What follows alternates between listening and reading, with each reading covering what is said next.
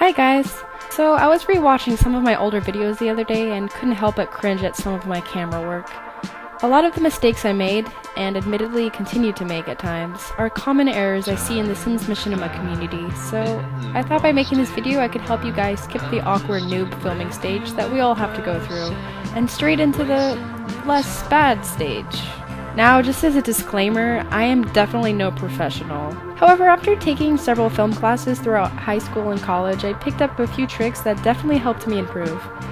So in this video, I'm going to share with you the proper ways to use your camera, including camera movements, angles, and some other filming rules.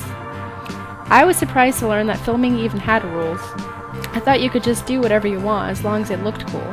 While this may be partially true, the way your camera records something has a huge impact on how your story will be told. If not done correctly, the audience can become distracted and subconsciously taken out of the story, and that's not fun for anyone.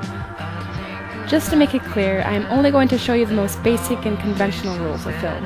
The only times you can be excused from breaking the rules is if you're feeling artsy and intentionally want to make the audience uncomfortable or confused. If done right, breaking the rules can actually lead to the most interesting and creative shots. Anyway, that was a long enough intro. Let's get started! This video was made mostly for Sims 2 Machinima directors in mind, but really the things I'm going to show you apply to any filmmaker. Well, except for this part. Unless you're happy with the gross default camera settings that come with the Sims 2 game, you'll need this camera mod found on Mod The Sims. I'll provide a link to it in the description. I'm sure there are other camera mods out there, but this one is the most popular. This mod gives you more access to how far you can zoom in and out, and basically enables you to make cinematic camera movements like the ones you see in the movies. You can read how to use it on the download site. Something you might hear thrown around a lot in the Sims community is the word parameters, or whatever, however you pronounce it. This is basically what your first-person camera's file settings are set to. It changes how fast your camera moves and whatever. You can alter them however you want, even while in-game, so you're pretty unlimited. If you don't want to use the default parameters settings that comes with the mod, I've provided the ones I use in the description. Just copy and paste them over everything in your first-person camera's file. Time for a little bit of vocabulary! Yay! Okay. I'm gonna show you a few of the different kinds of camera movements and tell you why they are used. In order to do this, I'm gonna need some help, so let's use Wes, because he's Bae and my favorite character ever, and President Obama, because why not? Alright, first we have the the pan shot. This is a horizontal movement that moves left and or right. In real life, you should use a tripod, so in The Sims, it should be an equally steady shot. It's used to follow a subject or to show the distance between two objects. Pan shots also work great for panoramic views, like from a mountaintop to the valley below or something like that. Keep in mind, pan shots are different from dolly shots, which we will get to in a moment. Next we have the tilt, which is a vertical movement of the camera angle, like pointing the camera up and down, as opposed to moving the whole camera up and down. Why would you use this? Like panning, it's to follow a subject or to show the top and bottom of a stationary object. With the tilt, you can also show how tall something is. Next we have the dolly. This is where the camera physically follows the subject at a more or less constant distance. Why do we use this? Well, pretty much just to follow an object smoothly. These are some of my favorite kind of shots because it just looks a lot nicer than a zoom or a pan. It just seems a little more cinematic. It's different from a pan because a pan has to stay in one spot. The only thing that moves is the camera angle. Whereas a dolly, the whole camera can move as well. So, in this shot, with Wes walking down the stairs, the pan can only turn to the right, whereas the dolly, it can follow him down the stairs. The next thing is a zoom, which can be similar to a dolly, but not quite. A zoom is used to, well, obviously zoom in to get closer to an object, to show that it has meaning or something like that. Whereas a dolly, it doesn't just zoom in to get closer, the entire camera moves in closer. It's as if you are the camera walking towards the person, whereas a zoom just looks like you got binoculars and looked really close. Next is a pedestal, which is moving the camera position vertically, up and down, with respect to the subject. Why would you use this? You pedestal the camera up or down to get the proper height you prefer. These are a little harder to do on The Sims than in real life, well, at least for me, but they're basically smoother versions of a tilt. Notice how a tilt has to stay in its spot when looking up or down, while a pedestal shot allows the entire camera to move up or down while still remaining in the same y-axis. Now we have the handheld camera. As Wes and Obama will show you, handheld camera or handheld shooting is a film and video technique in which a camera is literally held in the camera operator's hands, as opposed to being placed on a tripod. The result is an image that is perceptibly shakier than that of a tripod-mounted camera. Why would we use a shaky shot anyway? Well, due to the spontaneity of the action, many news crews and most documentaries use handheld shooting techniques. Handheld shots might serve to help create a more urgent, real, or dramatic feel to a shot. Notice how these shots of Wes getting owned by Obama are a lot more entertaining and believable than a stagnant shot like this. The last shot I'm going to show you today is the rack focus. While this is technically not possible with the Sims camera without using certain mods, it can be achieved through video editing. This is a lens movement, not a camera movement, technically. What you do is focus on one object, like an actor's face, and have everything behind them out of focus. Then adjust the focus so their face becomes blurred and the object behind the actor becomes clear. Why would you use this? You are actually making a transition similar to an edit by constructing two distinct shots. You often see the rack focus used to switch from one actor's face to another during conversation or tense moments. Now onto the more important stuff. In order to make your shots more visually appealing while also adding to the story, you need to pay attention to the composition of your frame. Let's start with an establishing shot. Unless you know how to get creative about it, it's essential to have a shot of the setting that the scene you're about to play takes place. This helps the audience know where you are. If, for example, your film was to show students working in class, you should first establish the fact that you are at a school. This can be done by including a simple establishing shot showing the outside of the classroom, or a schoolyard before you cut to the interior shot of the classroom. Next is a long shot. This can also serve as an establishing shot because it captures everything that will happen in the scene. Basically, it's just a faraway shot that shows the entire setting of the scene.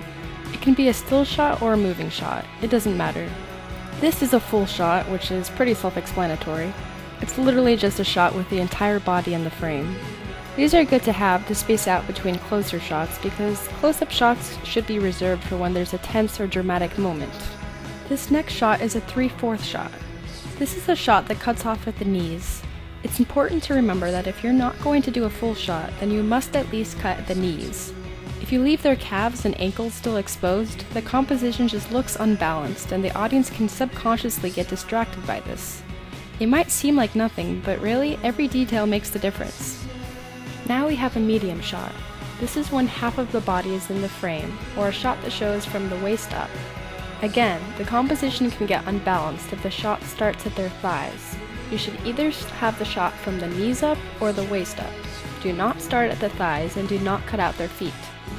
A medium shot is often used when a character is sitting down. Next up is the medium close-up. This is a shot from the chest up. A good way to help you line this shot is to start at the titties. The medium close-up is basically just a slightly more intimate version of the medium shot. Next is a close-up. This is a slightly closer shot that cuts off at the shoulders. Now we have an extreme close-up. This is any shot that starts at the bottom of the chin. You can even go closer and move into just their eyes. Extreme close-ups are best used to show emotion in a character and to add dramatic effect. That means you should probably use these shots sparingly, because if you're using this kind of shot while having your characters talk about something casual, like, I don't know, their favorite kind of pretzels or something, the audience will subconsciously be made to believe that they should feel very strongly about these pretzels. Unless, of course, that's your goal. I put together a framing heights guide for you that you can use as a reference. You can save the picture by clicking on the link in the description. Now we move on to the two shot. This is when there are two subjects in the frame. I guess this helps to make it obvious who is interacting with who. Moving on to one of my favorite kind of shots, the over-the-shoulder shot. This is literally just a shot over the shoulder of a subject. It helps give the audience the perspective of the subject and is often used in conversation scenes. However, it can also be used as a dolly shot following a character from behind. Moving on to angles now. The one that you see now is a high angle. It's when the camera is above the subject looking down. This is often used to make the subject look weak or inferior. In contrast, this is a low angle. It's when the camera is below the subject looking up. These angles are often used to make the subject appear powerful or superior. And finally, we have the oblique angle. This is sometimes referred to as the Dutch angle or tilted horizon. It is often used to help create a feeling of uneasiness, tension, or even drunkenness. Now I'm going to show you the do's and don'ts of camera work. Let's start with the most common mistake I see in the Sims community. And of course, I'm guilty of doing this too. It's easy to get bored of the same few angles over and over again, especially when doing a lame conversation scene. Because of this, we tend to switch up the angles. This is fine, but only if you're not breaking this very important rule called the 180-degree rule. The 180-degree rule states that two characters in a scene should always have the same left or right relationship to each other. When you break the 180 line, a person who was originally facing left in a scene is all of a sudden facing right. So it makes the audience go like, wait, when did they switch places? Let's say the camera starts off on this side. The camera should not cross the action line. This shot will confuse your audience. Just like in art, a camera shot should follow the rule of thirds. After all, film is art. The rule of thirds is a general composition rule in visual arts. The rule states that an image should be imagined as divided into 9 equal parts by 2 equally spaced horizontal lines and 2 equally spaced vertical lines. The shot is considered more visually appealing if you follow the rule of thirds, because when we first look at something, our eyes tend to look at the spots where these blue dots are highlighting. So, if you take this into mind, it is actually quite beneficial to place subjects that you want your audience to focus on in these places. This is an example of something not following the rule of thirds. It can still work if you're intentionally trying to make an unbalanced shot, but otherwise it just looks a little weak. Take this shot for example. Not only is Wes facing his back to the audience, which is considered a sin in film or theater, for the most part, but it also just looks weird. This can be fixed by moving the camera angle to something like this, or by doing an over-the-shoulder shot. Notice how the blue dots are now touching a subject? At least one dot should be touching a subject. The next thing you should always make sure you're paying attention to is the headroom. The headroom is the space between the top of a subject's head and the top of the frame. Notice how there's a little bit of space between the top of my sim self's head and the top of the frame? This is good.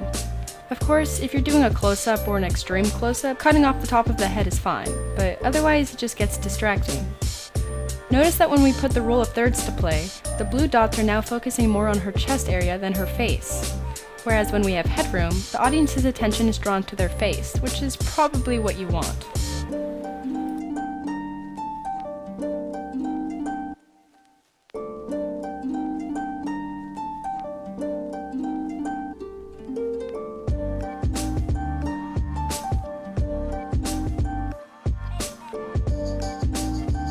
Now we have the nose room.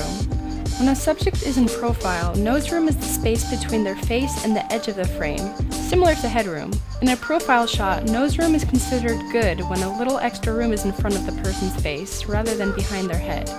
So this shot would be considered good compared to this one. Because she's talking to someone to the left, it looks a little weird that we have all this negative space on the right. However, if she had her head facing to the right, this would look okay. Because she's facing to the left, it just seems unbalanced. A shot like this is also considered weird because we're almost forced to focus on her cheek and not her face. However, if you move just a little bit more to the left, now it seems more balanced and we focus on her face rather than the side of her face. Similar to nose room, lead room is when you leave room in front of your subject when you frame your shot. This is usually used when there is a moving object like a car driving or a character walking. In order to properly use lead room, you just need to make sure there is more negative space in front of the subject in the direction they are heading than behind. This is an example of good lead room using a dolly shot because there is more space in front of her. This is an example of bad lead room because it almost looks like the camera is struggling to keep up with her. Finally, we have continuity, which is the seamlessness of detail from one shot to another within a scene. This one is pretty obvious, because you don't want your character to be wearing one thing in one shot, and then in the next she's wearing a ball gown, or suddenly there's a dead body and a dinosaur. I mean, unless she's got super speed and ran so fast she went back in time and kidnapped an extinct reptile.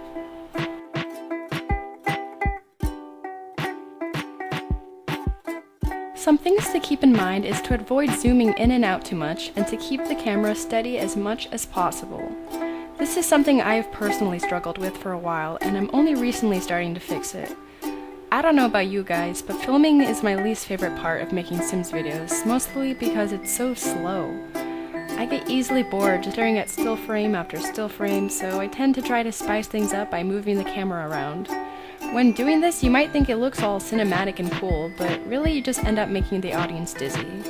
The only times you should be moving the camera is for establishing shots, dolly shots, action shots, or anything that you think requires a moving camera.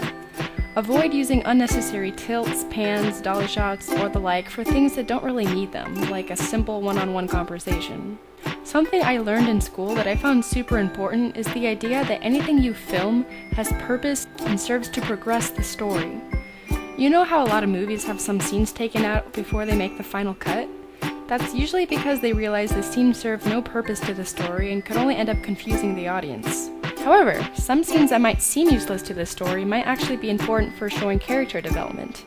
Just remember not to get too caught up in a character that you get distracted from the story, unless your whole idea is to revolve around characters and not a story, which actually can work. The last thing I'm going to talk about in this video are my pet peeves in other Simmers videos. Keep in mind, these are all my personal opinions, so you're allowed to disagree with me. Some of you might actually enjoy these things. Also, I'm only going to mention pet peeves as far as filming goes, not story, lighting, editing, or anything else. Just how people use the camera. This is about to get pretty ranty, so sorry. My number one biggest pet peeve is when people use the slow motion cheat to such an extreme. If you don't know what I'm talking about, it's the cheat you use in the Sims game by typing Ctrl-Shift-C and entering slow motion and a number, usually above 3. If you're recording with Fraps or any other screen recorder, using the slow motion cheat is super useful so that your Sims don't finish an action too early or whatnot. However, I just cannot stand watching a Sim series or Machinima where everyone moves in super slow motion, sometimes even to do the most basic things like make breakfast or sit down. Like, we already know what's going to happen, can you please just speed it up a bit? I'll admit, after watching some of my older videos, there were parts I noticed that were moving way too slow for my attention span, so I'm guilty too. But please, please, please do not make me sit through 5 minutes of just a character walking from one side of the room to the other, or a shot of a character taking a whole minute just to blink. The slow motion cheat can look beautiful if done correctly, so please don't butcher it. My next pet peeve is when Simmers use an excessive amount of parameter shots. This is those shots that move like this. You don't need to use these just to move from one character talking to another. I know when I first got parameters, I was so excited I just used them on anything, but that was obviously a poor move. Use them sparingly or to give meaning or something. These next two pet peeves don't really apply to the camera, they're more about the Sims, but you use a camera to record them, so I guess it's close enough. The first pet peeve of mine is when Simmers overuse emotions or animations. And you know exactly which two emotions I'm talking about. When I see someone constantly use the same few emotions over and over again, the first thing I think is that they're too lazy. Like, no offense. I try to give them the benefit of the doubt by assuming they just don't know where to download more emotions, but usually it's just because they're too lazy to experiment around with more emotions to fit their dialogue. And I get it, it's super freaking time consuming to find the perfect emotion or animation to go with what they're saying, but it's part of the job of making a good Sims video. Well, I think so anyway, but to each their own. Another pet peeve of mine, and I know a lot of you watching might get a little offended by this, so please don't take it personally, it's just personal preference. It just drives me up the wall when Simmers make all their characters look practically identical. Okay, I'm a bit of a hypocrite because literally all of my main characters in my current series have the Face 1 default, but I at least have the excuse that I started this series when I was 12. What really bothers me is when I see a new casting call video out and every single character either has the same Oritasho looking sim face and every single character is super conventionally attractive and all of them are white or just one really pale black token minority. I'm sorry, but if I can't tell your characters apart, I won't watch it. It just becomes too distracting trying to figure out who's who instead of focusing on the story. I get it, every Simmer has their own style, but oftentimes it seems like everyone has the same style. Don't be afraid to be different. Anyway, that's it for this video. It went on for long enough. I just want to make it clear though that I do not think I'm better than anyone else or think I'm hot shit, because I just realized how this video might have come off that way. I literally just wanted to make a tutorial because I actually love making them, and then things got a little ranty. but honestly, there are some really talented simmers out there that I wish I could even be half as good as one day. If I offended anyone with this video, please forgive me because that wasn't my intention. I just wanted to share my ideas and knowledge, and you may or may not agree with them. Anyway, thanks for watching. Next time I will focus on lighting and editing, and then after that, I'll make a video on how I come up with stories. As for the next episode of my series, I'm waiting for my new graphics card and cooling system to arrive before I work on it more because my computer is literal crap right now. But I've got about 3 minutes of the episode done so far, if that helps. Anyway, thanks for watching this far, and I hope this video helped. Bye!